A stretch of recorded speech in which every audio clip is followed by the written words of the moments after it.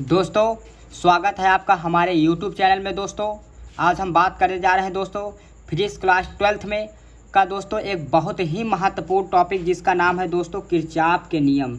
हाँ दोस्तों, ये कोई भी बोर्ड एग्ज़ाम ना हो दोस्तों जिसमें ये नियम ना आया हो दोस्तों, बहुत ही महत्वपूर्ण है दोस्तों। और 2026 के बोर्ड एग्ज़ाम में ये ज़रूर आएगा दोस्तों, इसको तैयार करके जाइए दोस्तों। ये क्या है दोस्तों? किरचॉफ के नियम। किरचॉफ के दो नियम होते हैं। पहला, किरचॉफ का प्रथम नियम जो होता है संधि का नियम दोस्तों। हाँ दोस्तों, इसे बोला जाता है संधि का नियम। और दूसरा नियम है किरचॉफ का दूसरा नियम जिसे लूप या पास का नियम बोला जाता है दोस्तों। आइए दोस्तों देखते हैं पहला नियम दोस्तों।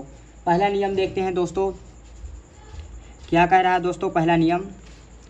देखिए, कह रहा है दोस्तों, इस नियम के अनुसार संधि की ओर आने वाली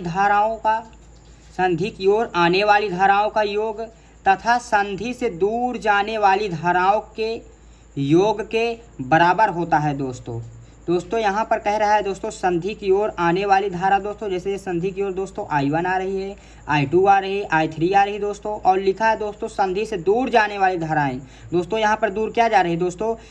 I4 जा रहा है और I5 दोस्तों, इनका योग के बराबर होता है दोस्तों। इनका योग करना है दोस्तों। देखिए, लिख सकते हैं दोस्तों संधि की ओर आने वाली धारा दोस्तों I1 plus I2 plus I3 बराबर दोस्तों संधि से दूर क्या जा रही है दोस्तों? I4 और I4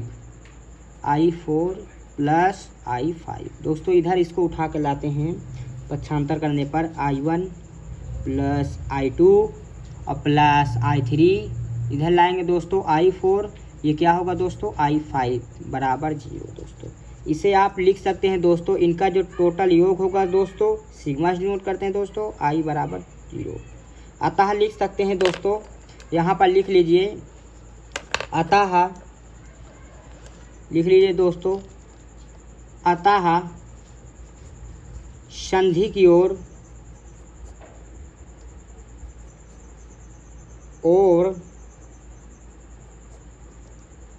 आने वाली तथा संधि से दूर जाने वाली धाराओं का बीज गणितीय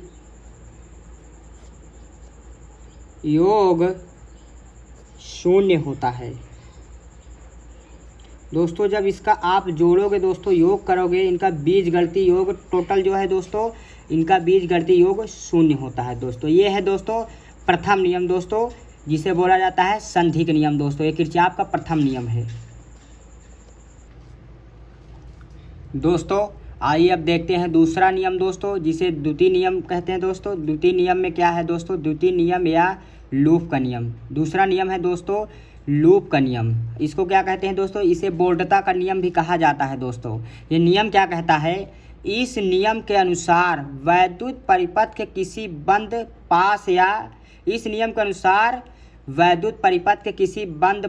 या लूप के विभिन्न खंडों में बहने वाली धारा और संगत प्रतिरोधों के गुणनफल का बीजगणितीय योग उस पास में उपस्थित वैद्युत वाहक बलों के बीजगणितीय योग के बराबर होता है दोस्तों। ये नियम क्या कहता है दोस्तों कि किसी कोई बंद खंड है दोस्तों, उसमें जो बहने वाली धारा है, जो परिपथ है दोस्तों, वो बंद खंड है, उसमें बहने वाली धाराओं का बीजगणितीय योग और उसके लगे संगत प्रतिरोधों का गुणनफल का बीजगणितीय योग उस पास में उपस्थित वैद्युत वाहक बलों के बीजगणितीय योग के बराबर होता है दोस्तों। देखिए दोस्तों क्या कहता है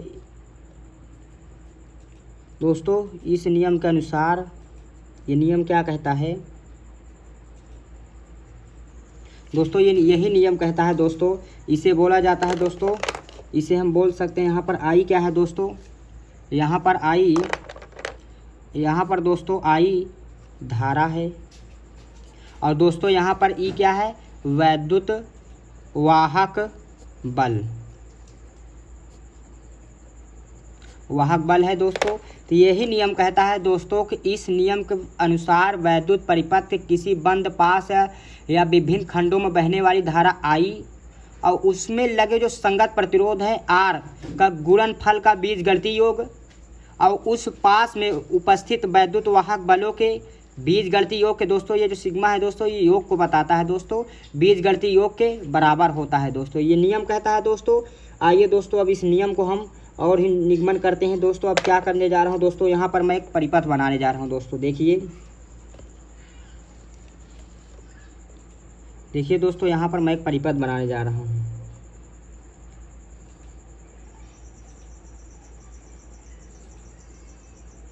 देखिए दोस्तों, यहाँ पर मैं एक परिपथ बनाने जा रहा हूँ।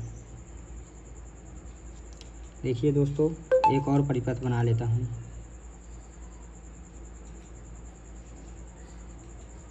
इसमें मैं प्रतिरोध बना लेता हूँ दोस्तों, ये हो गया दोस्तों।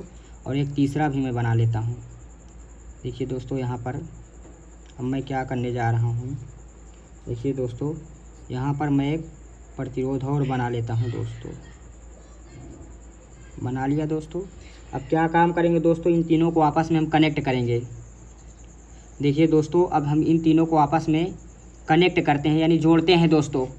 देखिए दोस्तों, यहाँ पर जो धारा का प्रवाह होता है दोस्तों, इसको वैद्युत वाहक बल को मैं E1 मान लेता हूँ दोस्तों। यहाँ पर प्लस, इस पर माइनस होता है।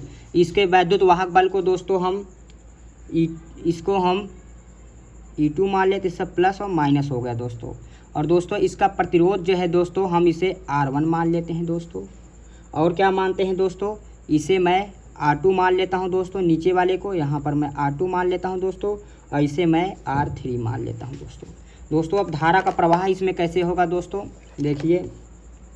देखिए दोस्तों, यहाँ पर धारा का जो प्रवाह होता है दोस्तों, माइनस से प्लस की ओर होता है। तो इसमें जो बहेगी धारा दोस्तों, यहाँ पर बहेगी I1, और इसमें जो बहेगी दोस्तों, यहाँ पर बहेगी I2 दोस्तों। अब बहते हुए दोस्तों देखिए दोस्तों, यहाँ पर मैं यहाँ पर एक पॉइंट लेता हूँ A, और इस बिंदु को मैं B मानता हूँ दोस्तों, और इस बिंदु को मैं C मान लेता हूँ दोस्तों, इसको D मान लेता हूँ दोस्तों। यहाँ पर देखिए दोस्तों, अब धारा का प्रवाह हो रहा है दोस्तों। ये धारा इधर से आ रही I1 और इधर से आ रही I2 दोस्तों, इस बिंदु पर मिलेगी दोस्तों। तो इसमें इस वाले खंड में जाएगी क्या दोस्तों, इस वाले खंड में दोस्तों जो जाएगी I1, क्योंकि I1 भी धारा इस बिंदु में आई और I2 भी इस पर आ रही है। तो इस वाले खंड में कौन सी धारा आएगी दोस्तों, I1 प्लस I2 दोस्तों। देखिए यहाँ पर I2 आ गया दोस्तों, ये धारा आ रही है दोस्तों, यहाँ पर आई, और दोस्तों और यहाँ पर गई दोस्तों। यहाँ पर दोस्तों इस वाले पॉइंट को मैं यहाँ पर एक पॉइंट और दे देता हूँ, जिसे हम दे देते हैं दोस्तों E, और दोस्तों इस पॉइंट को मैं F दे देता हूँ दोस्तों। अब देखिए दोस्तों, धारा जा रही है, और ये यहाँ पर जब धाराएं जा रही दोस्तों, तो इस वाले पॉइंट पे पहुँचेगी धारा दोस्तों। तो ये तो I2 है, तो ये अपने रास्ते हो जाएगी दोस्तों, इधर चली जाएगी, और जो I1 आ रही है दोस्तों, ये ऊपर चली जाएगी। तो यहाँ पर ये धारा क्या होगी, I2। और दोस्तों यहाँ पर जा रही है, ये कौन सी धारा जा रही है, I1। देखिए दोस्तों, इतना हो गया दोस्तों। अब देखिए इसे हम सॉल्व करते हैं दोस्तों। मैं क्या कर रहा हूँ, लूप पहले में देखने जा रहा हूँ, क्योंकि यहाँ पर दो लूप दिखाई दे रहे, 1 और 2। तो लूप पहले में दोस्तों सॉल्व करेंगे। देखिए, बंद लिख लीजिए, बंद पास